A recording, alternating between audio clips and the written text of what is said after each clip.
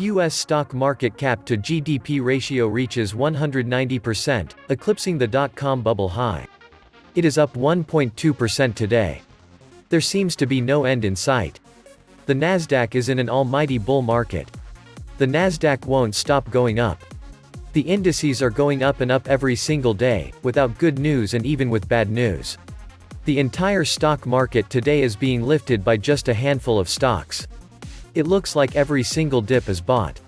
Prices bear no relation to earnings. Just half a dozen stocks account for more than 50% of the index. It's way too geared. It's going to crash. FANG stocks up 400% since December 31, 2014, S&P 500 index ex-FANGs up 35%, S&P 500 index up 45%. Take that in for a minute. $100 invested in the FANG stocks Facebook, Amazon, Netflix, and Alphabet is worth $403.90 through yesterday. In comparison, $100 invested in the S&P 500 ex-FANG is worth $135.12, and $100 invested in the S&P 500 is worth $145.31. 5 years and nearly 5 months. If you were to equal weight your exposure to the 4 FANG stocks, your gains would be even better. $100 grew to $522.43 over the same period. The point here is that just 4 stocks are driving returns of the major indices, especially the cap-weighted indices. At the end of April 2020, FANG stocks represented 16.38% of the S&P 500 index. Add in Microsoft and Apple, and together the FANG stocks represent 21.38% of the index. It is the large overconcentration in just a few names that are cause for concern. FAANG contributed about 358 basis points of incremental IRR to your S&P 500 total return over the last 5 years. FAANG outperformed the market significantly, starting in 2016. FAANG is an acronym that refers to the stocks of 5 American technology companies: Facebook, Amazon, Apple, Netflix, and Alphabet, formerly known as Google. Welcome to the technocracy. All your base are belong to us. The 6 horsemen are looking wobbly this AM. But algos swooped in to buy the dip. The pumps fire up at 10 AM sharp, and the manufactured gains resume. Another day of fraud in the first legalized Ponzi scheme in world history. I keep hearing, don't fight the Fed. To that, I say, read Ponzi Nation by Edward Chancellor, February 7, 2007. Chancellor predicted both the 2000 and 2008 crashes, and he places much of the blame on the Fed's easy money policies. Ask the people who paid $1.2 million for a New York City taxi medallion because they were buying a government-supported monopoly. After the advent of Uber, they lost 85% of their value. That's the problem with buying things you know are overpriced based on the belief of government support. What the government giveth, the government can taketh away. As I said before, I'm going to enjoy watching this bubble burst. People need to be taught a lesson that wealth actually requires hard work, not just printing in bubbles. There is an old saying, it's all about the economy, stupid. Our nation's economy has already crashed. Nearly 60 million unemployed, the biggest decline in our nation's GDP ever seen, federal deficits and Federal Reserve balance sheet skyrocketing, and federal spending is now far higher than incoming tax revenue. Yet here we are in the twilight zone where none of the economic factors seem to impact Wall Street, which is now totally disconnected from Main Street USA.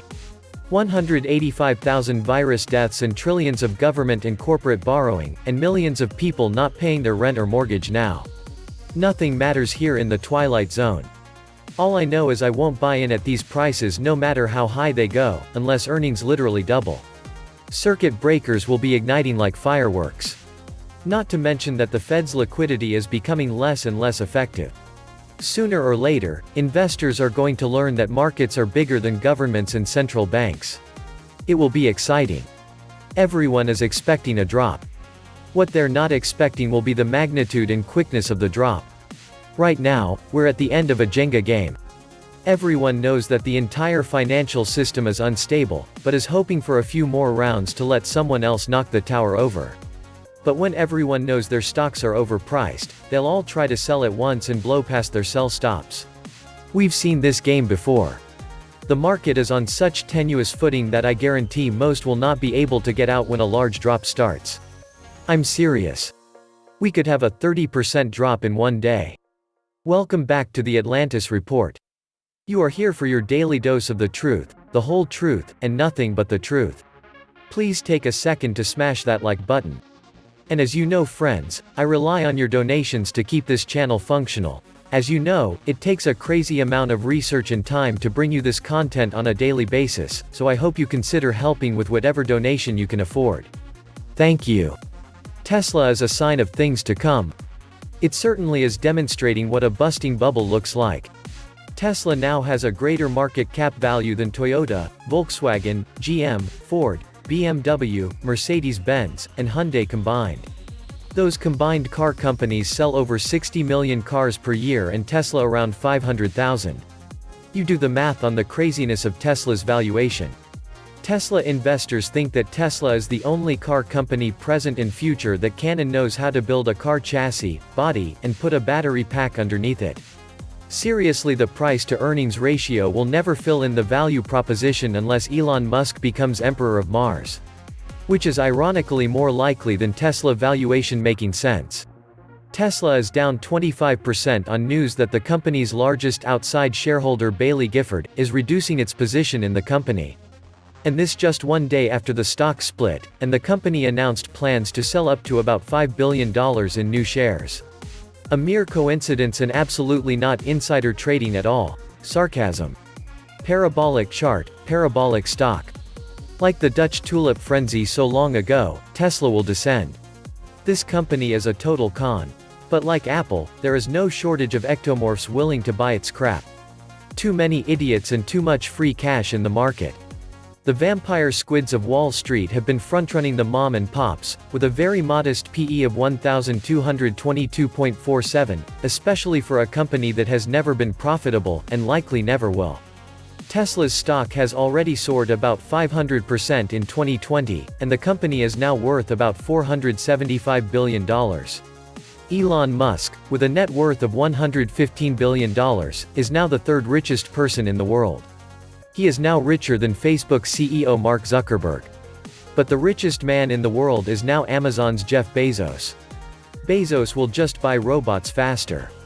They don't get sick, pregnant, tired, hungry, or vote. No PMS, cramps, mood swings, morning sickness, nor HR complaints. No salary, no lawsuits, no unnecessary opinions, no ethics, no whistleblowers, no coffee breaks, no lunches, no corporate gatherings with the underclass, no motivation talks. But how about the customers? Who the hell needs customers when you can have an obedient army of robots? They also don't consume cheap plastic from China either. Bezos is hardcore. His workers don't get pee breaks. They get low pay and stand for 12 hours a day. They can't form a union. If you think this is just Amazon, you are a fool. Not a single major corporation wants its labor force organized, and most of them have people actively engaged in undermining those efforts.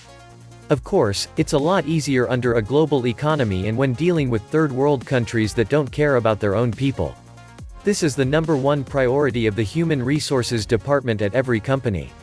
It has been that way since the 70s. It's no secret.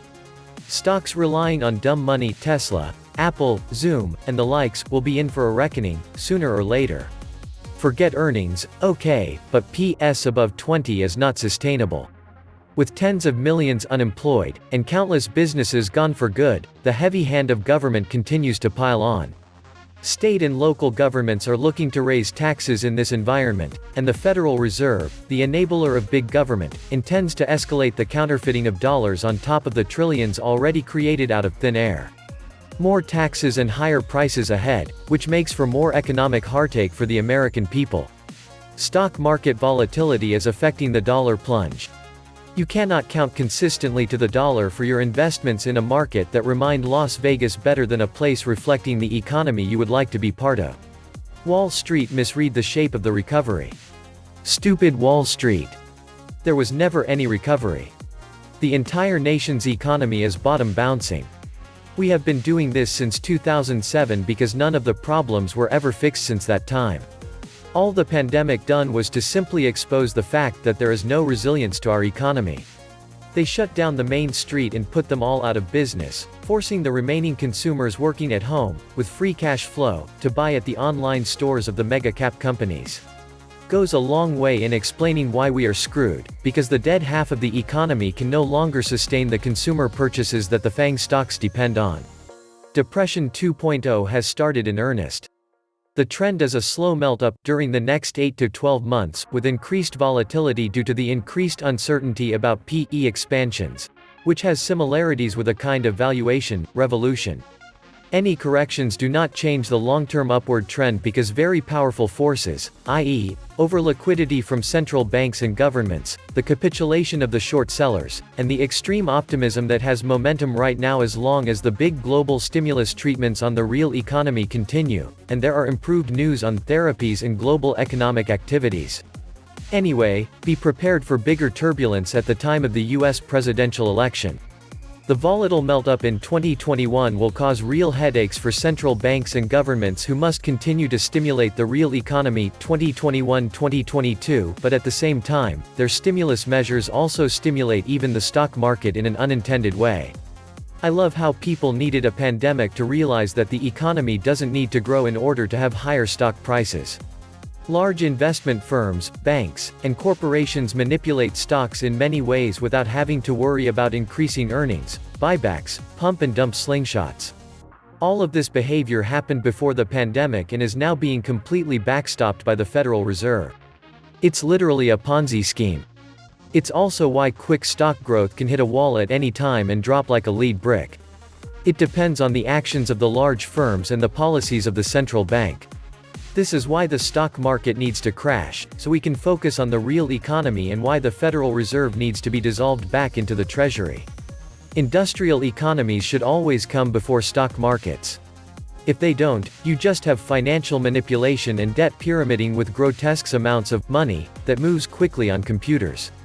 But when you have politicians who stake their re-election on high stock prices, and whom themselves are invested in the stock market, the cycle continues. And people are surprised to see social unrest right now. Wake up and focus on the real people screwing over the entire economy. They are small in number but control trillions in wealth. If you stay invested in equities, you will be broke. It is the biggest bubble in the history of the world. It is just a question of how long central banks can keep it propped up. People say don't fight the Fed, but free market forces are a couple of trillion times more powerful. Entrapped banks are like ants running around in front of the biggest steamroller in the world. This was the Atlantis Report. Please like, share, leave me a comment, subscribe. And please take some time to subscribe to my backup channels. I do upload videos there too. You'll find the links in the description box. You will also find a PayPal link if you want to make a donation. Thank you wholeheartedly to all those of you who have already donated. Stay safe and healthy, friends.